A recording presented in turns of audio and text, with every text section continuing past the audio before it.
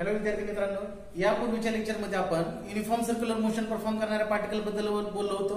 हा particle anti clockwise डायरेक्शनने फिरतोय आणि अँटी क्लॉकवाईज डायरेक्शनने फिरणाऱ्या ह्या पार्टिकलची पोझिशन रिप्रेझेंट करण्यासाठी, पोझिशन दर्शवण्यासाठी आपण त्या ठिकाणी एक रेडियस वेक्टर आपण त्या ठिकाणी ड्रॉ केला होता. आता पार्टिकल आपण एक कन्सिडर केलाय. हा particle uniform circular motion perform करतोय आणि हा पार्टिकल अँटी क्लॉकवाईज डायरेक्शनने फिरतोय. पार्टिकल अँटी क्लॉकवाईज डायरेक्शनने फिरत असताना पार्टिकलची पोझिशन दर्शवणारा जो वेक्टर आहे तो पोझिशन वेक्टर आहे. आणि मग जसं जसं particle uniform circular motion perform करेल, जसं जसं पार्टिकल पुढे जाईल तसं तसं पार्टिकलची पोझिशन रिप्रेझेंट करणारा पोझिशन वेक्टर पण काय होईल, पुढे जाईल. आणि मग पार्टिकलची पोझिशन दर्शवणारा हा जो पोझिशन वेक्टर आहे, हा पोझिशन वेक्टर सर्कलच्या ठिकाणी एक अँगल ट्रेस करेल आणि पोझिशन वेक्टर सर्कलच्या सेंटरच्या ठिकाणी जो अँगल ट्रेस करतोय त्या अँगललाच आपण अँग्युलर डिस्प्लेसमेंट असं म्हणतोय. डेफिनेशन सांगताना काय डेफिनेशन सांगू शकतो आपण? The angle traced by which vector? Position vector. The angle traced by position vector in a given time at the center of circle is called as angular displacement. दिलेल्या वेळामध्ये position vector कडून किंवा radius vector कडून सर्कलच्या सेंटरच्या ठिकाणी जो angle trace केला जातोय त्या अँगलला आपण काय म्हणतोय? अँग्युलर डिस्प्लेसमेंट म्हणतोय. त्या अँगलला आपण काय म्हणतोय? अँग्युलर डिस्प्लेसमेंट म्हणतोय. काय डेफिनेशन सांगितली आपण? काय डेफिनेशन सांगितली? Angle traced by which vector? Radius vector. Angle traced by radius vector in a given time at the center of circle is called as angular displacement. Is called as angular displacement. Is called as angular displacement. बघा, आपण ही जी diagram दिली, ह्या डायग्रामच्या माध्यमातून आपण हे सांगण्याचा प्रयत्न करतोय. सुरुवातीला पार्टिकल टाइम t वर असताना सुरुवातीला पार्टिकल कोणत्या पोझिशनला आहे? इनिशियल पोझिशन ए ला आहे. आफ्टर टाइम डेल t हा पार्टिकल इनिशियल पोझिशन ए पासून मूव्ह होतोय. अर्थातच तो कोणत्या पोझिशन पर्यंत जातो? इथं बी पोझिशन पर्यंत जातोय. इनिशियल पोझिशन ए पासून पार्टिकल फायनल पोझिशन बी पर्यंत जातोय. तेव्हा हा पार्टिकल ट्रॅव्हल करत असलेले जे डिस्टन्स आहे ते डिस्टन्स आहे डेलियस. म्हणजे पार्टिकलची होणारी लिनियर डिस्प्लेसमेंट जे आहे ते लिनियर डिस्प्लेसमेंट किती आहे? डेलियस. डेल टी एवढ्या टाइम मध्ये पार्टिकलची होणारी लिनियर डिस्प्लेसमेंट आहे डेलियस. पण जेव्हा पार्टिकल ए पॉइंट पासून बी पॉइंटला जातोय त्यावेळेस त्या पार्टिकलची पोझिशन रिप्रेझेंट करणारा पोझिशन वेक्टर देखील ए पॉइंट पासून बी पॉइंटला जातो. हा पोझिशन वेक्टर देखील ए पॉइंट वरून पुढे जातोय, बी पॉइंटला जातोय. अर्थातच ए पॉइंट वरून बी पॉइंटला जाणारा पोझिशन वेक्टर सर्कलच्या सेंटरच्या ठिकाणी जो अँगल ट्रेस करतोय त्या अँगललाच आपण अँग्युलर डिस्प्लेसमेंट असं म्हणतोय. त्या अँगललाच आपण अँग्युलर डिस्प्लेसमेंट असं म्हणतोय. आणि म्हणून अँग्युलर डिस्प्लेसमेंटची आपण आणखी एक डेफिनेशन सांगू शकतो. अँग्युलर डिस्प्लेसमेंटची आपण आणखी एक डेफिनेशन सांगू शकतो. अर्थातच ती डेफिनेशन आहे angle traced by radius vector at the centre of circle due to motion of particle is called as angular displacement. पार्टिकलच्या मोशनमुळे रेडियस वेक्टरने सर्कलच्या सेंटरच्या ठिकाणी जो अँगल ट्रेस केलाय त्या अँगललाच आपण अँग्युलर डिस्प्लेसमेंट असं म्हणतोय. लक्षात येतंय? पार्टिकलच्या मोशनमुळे रेडियस वेक्टरने सर्कलच्या सेंटरच्या ठिकाणी जो अँगल ट्रेस केलाय त्या अँगललाच आपण काय म्हणतोय? अँग्युलर डिस्प्लेसमेंट म्हणतोय. आणि अर्थातच अँग्युलर डिस्प्लेसमेंट आपण कोणत्या लेक्चरने दाखवतोय? डेल थीटा ह्या लेक्चरने दाखवतोय. आता आपल्याला अँग्युलर डिस्प्लेसमेंट साठी इक्वेशन लिहायचंय. आपल्याला अँग्युलर डिस्प्लेसमेंट साठी काय लिहायचंय? इक्वेशन लिहायचंय. अँग्युलर डिस्प्लेसमेंट साठी इक्वेशन लिहित असताना आपण काय सांगतोय? Angular displacement is equal to arc length upon radius. Angular displacement is equal to arc length upon radius. Angular displacement आता सांगितल्याप्रमाणे आपण कोणत्या लेटरने दाखवतोय? Del theta is equal to arc length A B. हे अर्थातच किती आहे? डेल एस एवढी आहे. आणि म्हणून आर्क लेंथ एबी साठी आपण त्या ठिकाणी काय लिहितोय रेडियस अपॉन रेडियस अर्थातच रेडियस किती आहे बघा या ठिकाणी r आहे या सर्कलची रेडियस या ठिकाणी किती आहे r आहे आणि म्हणून अँगुलर डिस्प्लेसमेंट साठी त्या ठिकाणी आपल्याला इक्वेशन मिळालं del theta is equal to del s upon r.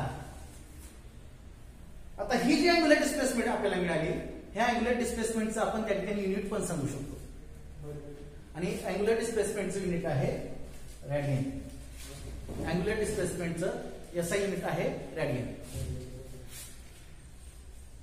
आता हे जे अँगुलर डिस्प्लेसमेंट आहे ह्या अँगुलर डिस्प्लेसमेंट ही डायमेन्शनलेस क्वांटिटी असल्यामुळं अँगुलर डिस्प्लेसमेंटचं डायमेन्शन काय मिळणार आहे आपल्याला L0 M0 T0.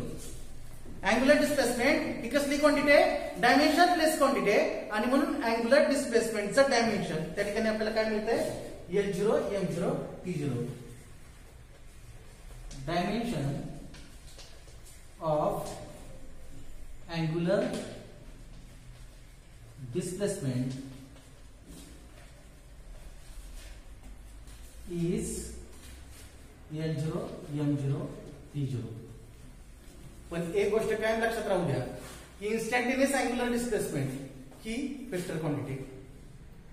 Instantaneous angular displacement ही कसली क्वांटिटी आहे वेक्टर क्वांटिटी आहे. याचाच अर्थ इन्स्टंटेनियस अँगुलर डिस्प्लेसमेंटला त्या ठिकाणी डायरेक्शन आहे. इन्स्टंटेनियस अँगुलर डिस्प्लेसमेंटला काय आहे डायरेक्शन आहे आणि ही डायरेक्शन रिप्रेझेंट करण्यासाठी ही डायरेक्शन शो करण्यासाठी आपण त्या ठिकाणी कोणत्या रूलचा यूज करतोय राईट हँड थंब रूलचा यूज करतोय. युनिफॉर्म सर्क्युलर मोशन परफॉर्म करणाऱ्या पार्टिकलच्या इन्स्टंटेनियस अँगुलर डिस्प्लेसमेंटची डायरेक्शन शो करण्यासाठी आपण राईट हँड थंब रूलचा यूज करतोय. आता हा राईट हँड थंब रूल काय तर हा रूल असा आहे की imagine the axis of rotation to be held in your right hand with fingers curl around it. काय सांगतोय imagine the axis of rotation to be held in right hand with fingers curl around it and thumb outstretch. असं समजा की axis of rotation तुम्ही उजव्या हातामध्ये पकडलाय. असं समजा की ऍक्सिस ऑफ रोटेशन तुम्ही उजव्या हातामध्ये पकडलाय आणि त्याच्याभोवती फिंगर्स काय केलेत कर्ल केलेत. त्याच्याभोवती फिंगर्स कर्ल केलेत आणि थंब कसा आहे आउटस्ट्रेच आहे.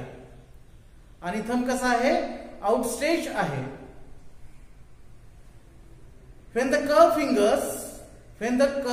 fingers gives the direction of motion of particle,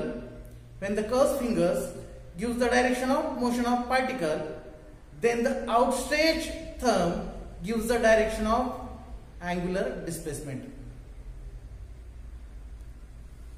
जेव्हा कर्ल केलेली फिंगर्स हे पार्टिकलच्या मोशनची डायरेक्शन दाखवतील त्यावेळेस आउटस्ट्रेच थंब अँगुलर डिस्प्लेसमेंटची डायरेक्शन दाखवेल. किती सिंपल आहे. काय सांगितलं आपण ऍक्सिस ऑफ रोटेशन उजव्या हातात पकडलाय त्याच्यावरती फिंगर्स काय केलेत कर्ल केलेत आणि थंब कसा आहे आउटस्ट्रेच आहे. अशा वेळी कर्ल केलेली फिंगर्स ऍक्सिस ऑफ रोटेशन वरती कर्ल केलेली फिंगर्स ही कोणाची डायरेक्शन दाखवत आहेत. अशा वेळेस ऍक्सिस ऑफ रोटेशन वरती कर्ल केलेली फिंगर्स ही कोणाची डायरेक्शन दाखवत आहेत पार्टिकलच्या मोशनची. तर आउटस्ट्रेच थंब कोणाची डायरेक्शन दाखवतोय अँगुलर डिस्प्लेसमेंटची. डायरेक्शन दाखवतो. आता मग आपण असंही सांगू शकतो की जर पार्टिकल अँटी क्लॉकवाईज डायरेक्शनने फिरत असेल तर अँगुलर डिस्प्लेसमेंटची डायरेक्शन कुठं. पार्टिकल जर क्लॉकवाईज डायरेक्शनने फिरत असेल तर अँगुलर डिस्प्लेसमेंटची डायरेक्शन कुठं. आपण ह्या राईट हँड रूलच्या माध्यमातून पार्टिकल अँटी क्लॉकवाईज डायरेक्शनने फिरत असेल तर अँगुलर डिस्प्लेसमेंटची डायरेक्शन कुठं आणि पार्टिकल क्लॉकवाईज डायरेक्शनने फिरत असेल तर अँगुलर डिस्प्लेसमेंटची डायरेक्शन कुठं हे आपण या राईट हँड थंब रूलच्या माध्यमातून सांगू शकतो. आता जर पार्टिकलच्या मोशनची डायरेक्शन ही जर अँटी क्लॉकवाईज असेल जर पार्टिकलच्या मोशनची डायरेक्शन ही जर कशी असेल अँटी क्लॉकवाईज असेल तर अँगुलर डिस्प्लेसमेंटची डायरेक्शन ही अपवर्ड असते. जर पार्टिकलच्या मोशनची डायरेक्शन अँटी क्लॉकवाईज असेल तर अँगुलर डिस्प्लेसमेंटची डायरेक्शन ही कायम आणि कायम अपवर्ड असते. तर पार्टिकलच्या मोशनची डायरेक्शन ही जर क्लॉकवाईज असेल, पार्टिकलच्या मोशनची डायरेक्शन कशी असेल, क्लॉकवाईज असेल, तर अँग्युलर डिस्प्लेसमेंटची डायरेक्शन ही कायम डाऊनवर्ड असते. तर अँग्युलर डिस्प्लेसमेंटची डायरेक्शन कशी असते बाळांनो, डाऊनवर्ड असते. एवढं मात्र या लेक्चरमध्ये लक्षात ठेवणं गरजेचं आहे. बघा, जे काही मी तुम्हाला सांगितलंय तेच मी पुन्हा रिवाइज करण्याचा प्रयत्न करतोय. आपण या लेक्चरमध्ये राईट हँड रूल बद्दल बोललेलो आहोत. राईट हँड रूल बद्दल बोलताना काय सांगितलं आपण, imagine the axis of rotation to be head in right hand. Axis of rotation उजव्या हातात पकडायचं with the fingers curl around it, आणि त्या ऍक्सिस ऑफ रोटेशन वरती फिंगर्स काय करायचे, कर्ल करायचे. अँड थंब आउटस्ट्रेच, आणि थंब त्या ठिकाणी कसा ठेवायचा आहे, आउटस्ट्रेच ठेवायचा आहे. थंब कसा ठेवायचा आहे, आउटस्ट्रेच ठेवायचा आहे. If the curl fingers gives the direction of motion of particle, जर कर्ल केलेली फिंगर्स ही कोणाची डायरेक्शन दाखवत असतील, पार्टिकलच्या मोशनची डायरेक्शन दाखवत असतील, तर आउटस्ट्रेच थंब, तर कोणता thumb, outstretch thumb gives the direction of angular displacement vector. जर कर्ल केलेली फिंगर्स कोणाची डायरेक्शन दाखवत असतील, पार्टिकलच्या मोशनची डायरेक्शन दाखवत असतील, तर आउटस्ट्रेच केलेला थंब हा कोणाची डायरेक्शन दाखवेल, अँग्युलर डिस्प्लेसमेंट वेक्टरची डायरेक्शन दाखवेल. कोणाची डायरेक्शन दाखवेल, अँग्युलर डिस्प्लेसमेंट वेक्टरची डायरेक्शन दाखवेल.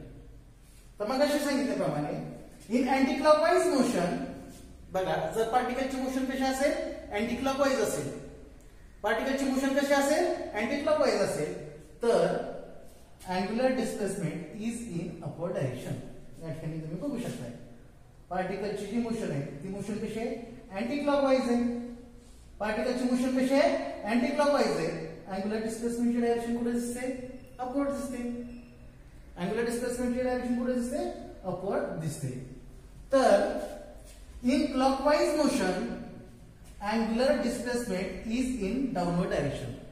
जर पार्टिकल कोणत्या मोशन मध्ये फिरत असेल, क्लॉकवाईज मोशन मध्ये फिरत असेल, जर पार्टिकल कोणत्या मोशन मध्ये फिरत असेल, क्लॉकवाईज मोशन मध्ये फिरत असेल, तर अँग्युलर डिस्प्लेसमेंटची डायरेक्शन ही कशी आहे, डाऊनवर्ड. या ठिकाणी तुम्हाला दुसरी डायग्राम दिसते, आणि ह्या दुसऱ्या डायग्राम मध्ये तुम्हाला असं दिसेल की पार्टिकलच्या मोशनची डायरेक्शन कशी आहे, क्लॉकवाईज आहे. तर अँग्युलर डिस्प्लेसमेंटची डायरेक्शन ही इथं सांगितल्याप्रमाणे कशी आहे, डाऊनवर्ड आहे. अशा पद्धतीने आपण राईट हँड थंब रूलच्या माध्यमातून युनिफॉर्म सर्क्युलर मोशन परफॉर्म करणाऱ्या पार्टिकलच्या अँग्युलर डिस्प्लेसमेंटच्या डायरेक्शन बद्दल बोललो.